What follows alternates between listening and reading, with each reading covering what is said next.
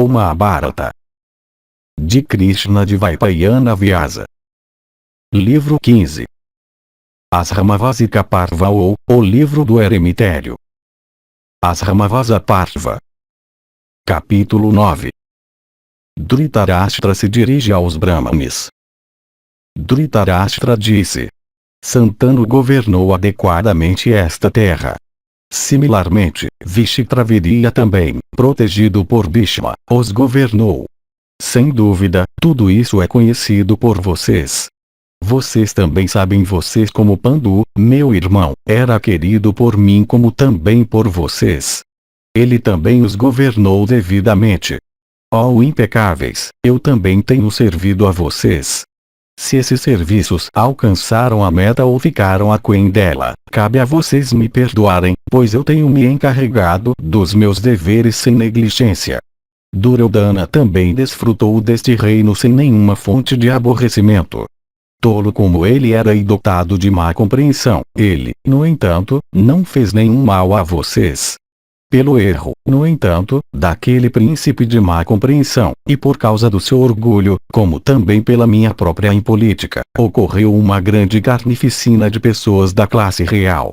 Se eu, naquela questão, agi corretamente ou erradamente, eu rogo a vocês com mãos unidas para dissiparem toda a lembrança disso de seus corações. Ele está velho. Ele perdeu todos os seus filhos. Ele sofre de angústia. Ele foi nosso rei, ele é um descendente de reis antigos. Considerações como essas devem levar vocês a me perdoarem. Esta Gandhari também está triste e idosa. Ela também perdeu seus filhos e está desamparada. Afligida pela dor por causa da perda de seus filhos, ela apela a vocês comigo. Sabendo que nós dois somos velhos e aflitos e desprovidos de filhos, nos concedam a permissão que buscamos. Abençoados sejam vocês, nós procuramos a sua proteção. Este rei Kuru, Yudhishthira, o filho de Kunti, deve ser cuidado por vocês todos, na prosperidade assim como na adversidade. Ele nunca cairá em infortúnio, ele que tem como seus conselheiros 4 irmãos de destreza farta. Todos eles são conhecedores da virtude e da riqueza, e se parecem com os próprios guardiões do mundo. Como o próprio Brahman ilustre, o Senhor do universo de criaturas, este Yudhishthira de energia imensa os governará. Aquilo que deve certamente ser dito é dito agora por mim. Eu transfiro para vocês este Yudhishthira aqui como um depósito. Eu faço de vocês também um depósito nas mãos desse herói. Cabe a vocês todos esquecerem e perdoarem qualquer ofensa que tenha sido feita a vocês por aqueles meus filhos que não estão mais vivos, ou, de fato, por qualquer outro pertencente a mim. Vocês nunca nutriram nenhuma raiva contra mim em alguma ocasião anterior. Eu uno as minhas mãos diante de vocês que são distinguidos por lealdade. Aqui, eu me curvo a vocês todos. Ó impecáveis, eu, com Gandhari ao meu lado, peço o seu perdão agora por qualquer coisa feita a vocês por aqueles meus filhos, de mentes agitadas, maculados pela cobiça, e que sempre agiam como os seus desejos induziam. Assim abordados pelo velho monarca, todos aqueles cidadãos e habitantes das províncias, cheios de lágrimas, não disseram nada, mas somente olharam uns para os outros. Capítulo 10. Recebe a permissão do povo, que atribui grande batalha ao destino. Vaisampayana disse: Assim abordados, alto da linhagem de Kuru, pelo rei idoso, os cidadãos e os habitantes das províncias permaneceram por algum tempo como homens privados de consciência.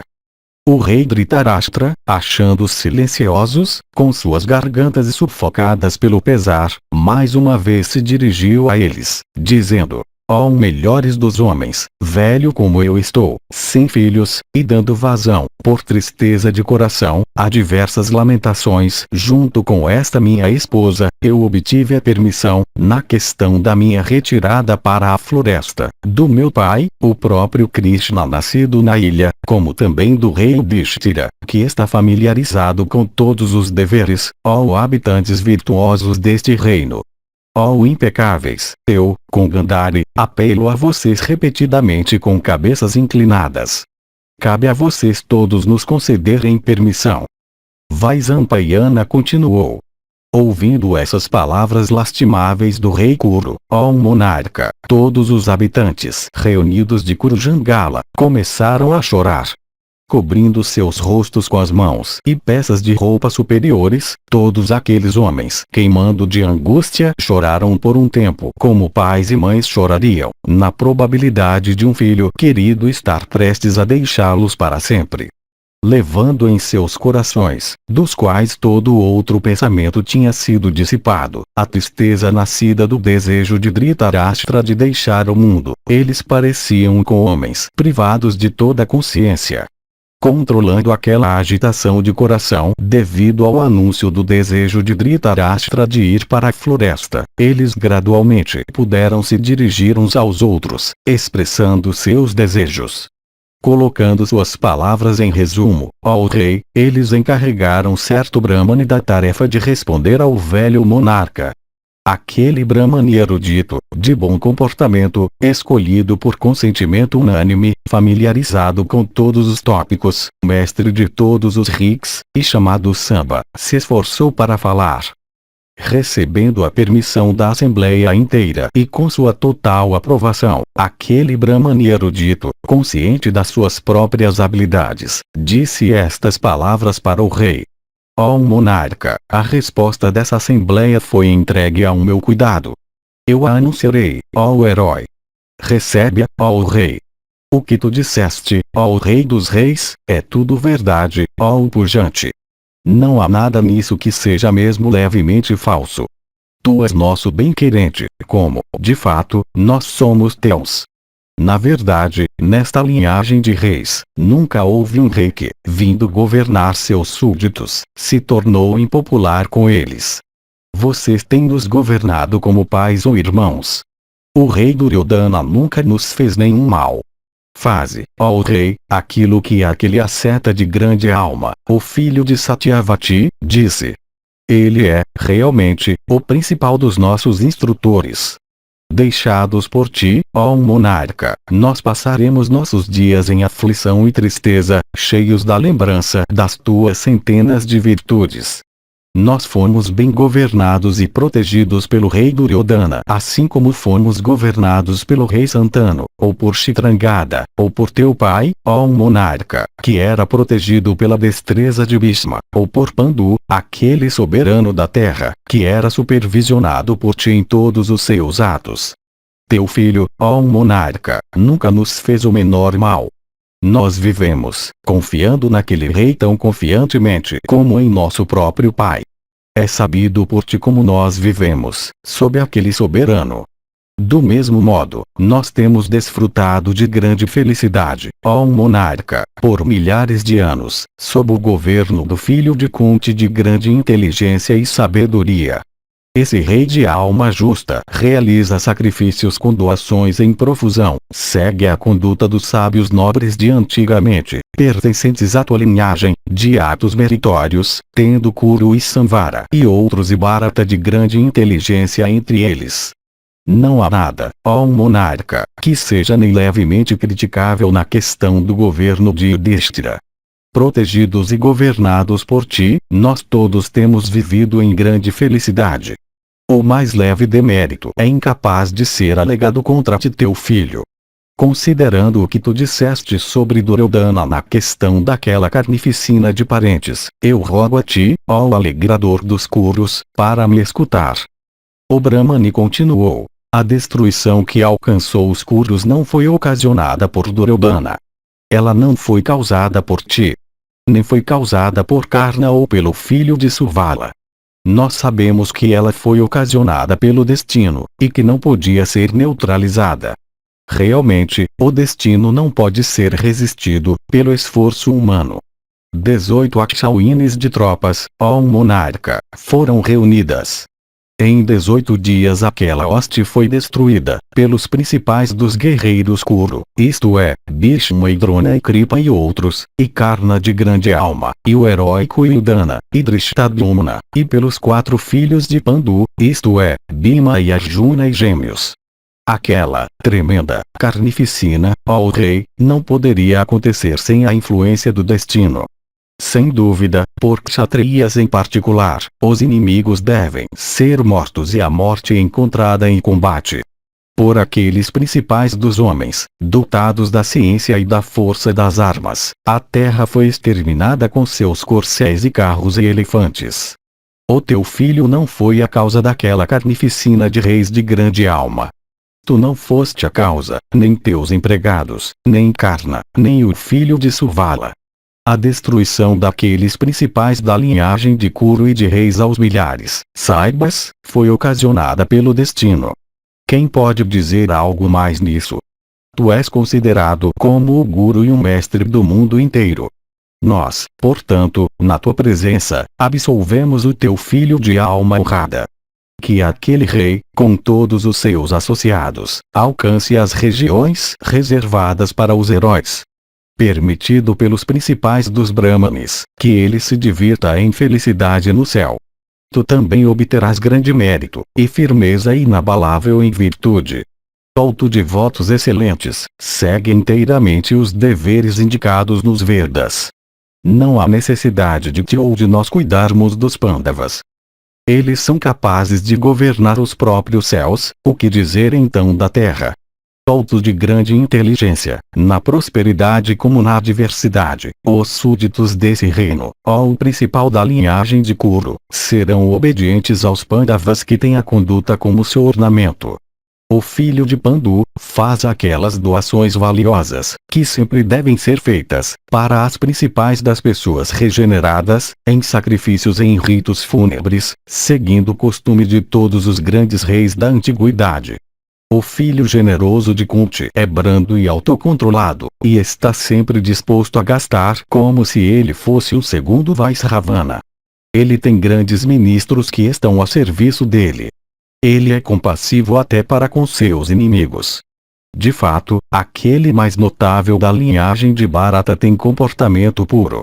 Dotado de grande inteligência, ele é perfeitamente honesto em suas transações e regras e nos protege como um pai protegendo seus filhos. Por causa da associação com ele que é o filho de Dharma, ó o sábio nobre, Bhima e Arjuna e os outros nunca nos farão o menor mal.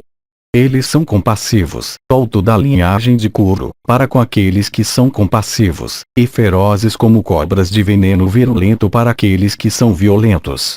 Possuidores de grande energia, aqueles de grande alma estão sempre dedicados ao bem do povo. Nem Kunti, nem a tua nora, Panchali, nem o Lupin, nem a princesa da tribo Satvata, farão o menor mal para essas pessoas. A afeição que tu tens demonstrado para conosco e a qual em Yudhishthira é vista a existir em uma medida ainda maior não pode ser esquecida pelo povo da cidade e das províncias.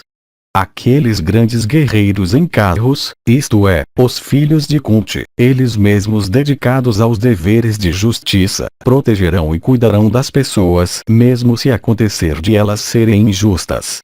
Portanto, ó rei, dissipando toda a ansiedade do teu coração por causa de Yudhishthira, te dirige à realização de todos os atos meritórios, ó o principal dos homens. Vaisampayana continuou. Ouvindo essas palavras, repletas de virtude e mérito, daquele Brahmane, e as aprovando, todas as pessoas naquela assembleia disseram: excelente! Excelente! E as aceitaram como as suas próprias. Dhritarashtra também, aplaudindo repetidamente aquelas palavras, dispensou lentamente aquela assembleia de súditos. Honrado dessa maneira por eles e olhado com olhares auspiciosos, o velho rei, ó o chefe da linhagem de Bharata, uniu suas mãos e honrou todos eles em retorno. Ele então entrou na sua própria mansão com Gandhari. Escuta agora o que ele fez depois que aquela noite tinha passado. Capítulo 11. Vidura pede riqueza aos Pandavas para realizar Shraddha. Bhima contesta. Vaisampayana disse. Depois que aquela noite tinha passado, Dhritarashtra, o filho de Anvika, despachou Vidura para a mansão de Yudhishthira. Dotado de grande energia e o mais notável de todos aqueles possuidores da inteligência, Vidura, tendo chegado à mansão de Yudhishthira, dirigiu-se àquele principal dentre os homens, aquele rei de glória imorredora, nestas palavras. O rei Dhritarashtra passou pelos ritos preliminares para realizar o seu propósito de se retirar para as florestas. Ele partirá para as florestas, ó rei, no próximo dia da lua cheia do mês de Kartika. Ele agora solicita de ti, ó o principal da linhagem de Kuru, alguma riqueza. Ele deseja realizar o Srada do filho de grande alma de Ganga, como também de Drona e Somadatta e Válika de grande inteligência, e de todos os seus filhos, como também de todos os seus bem-querentes que foram mortos, e, se tu permitires isto, daquele indivíduo de alma pecaminosa, isto é, o soberano dos Sindhus. Ouvindo as palavras de Vidura, Yudhishthira e o filho de Pandu de cabelo encaracolado, Arjuna, ficaram muito contentes e as elogiaram muito. Bhima, no entanto, de grande energia e ira implacável, não aceitou aquelas palavras de Vidura com boa disposição, se lembrando das ações de Duryodhana. Ou enfeitado com diadema falguna, compreendendo os pensamentos de Bhimazena, inclinando o rosto ligeiramente para baixo, dirigiu-se àquele principal dos homens nestas palavras. Ó Bhima, o nosso nobre pai que a deidade avançada resolveu se retirar para as florestas. Ele deseja fazer doações para aumentar a felicidade dos seus parentes e bem-querentes mortos agora no outro mundo. Solto da linhagem de Kuru, ele deseja doar a riqueza que pertence a ti por conquista.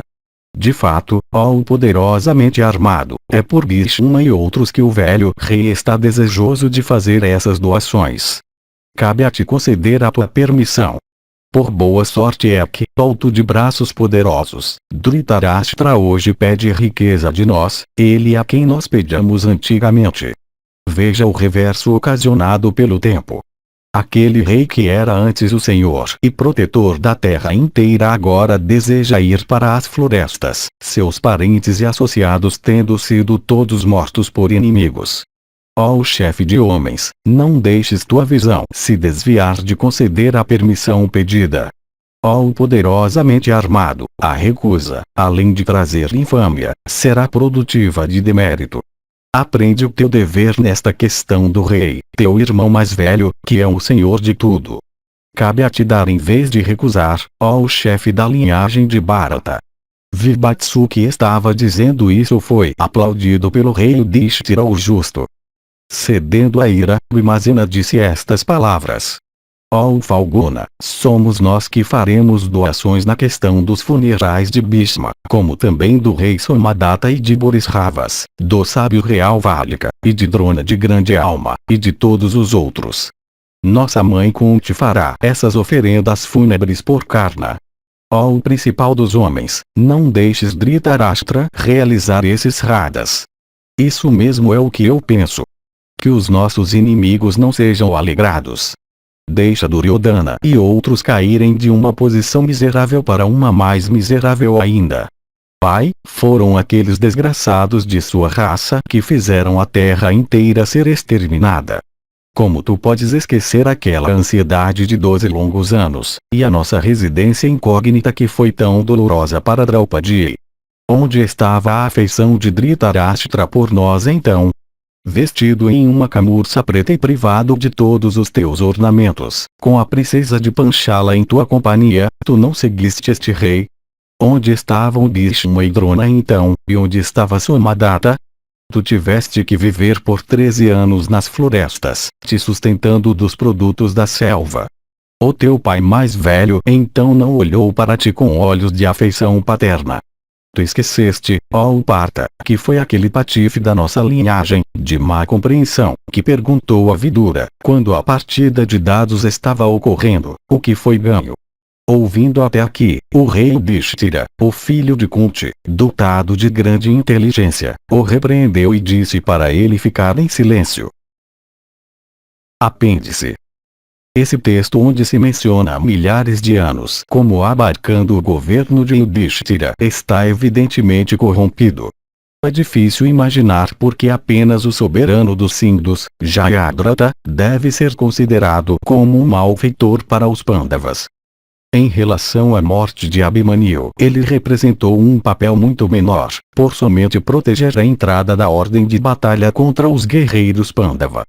É verdade que ele tentou raptar Draupadi do retiro da floresta dos Pandavas, mas, mesmo nisso, o mal não foi tão grande quanto o que Duryodhana e outros infligiram sobre os Pandavas por arrastarem Draupadi para a corte dos Kurus. O modo usual no qual as doações são feitas atualmente em ocasiões de sraddhas e casamentos e outros ritos auspiciosos se parece muito com o que é descrito aqui. Em vez de consagrar cada presente com mantras e água e transferi-lo para o recebedor, todos os artigos em uma pilha são consagrados com a ajuda de mantras. Os convidados são então reunidos, e são chamados individualmente. O Adhyaksha ou superintendente, de acordo com a lista preparada, cita os presentes a serem feitos para o convidado chamado. Os contadores realmente os transferem, os escribas os anotando,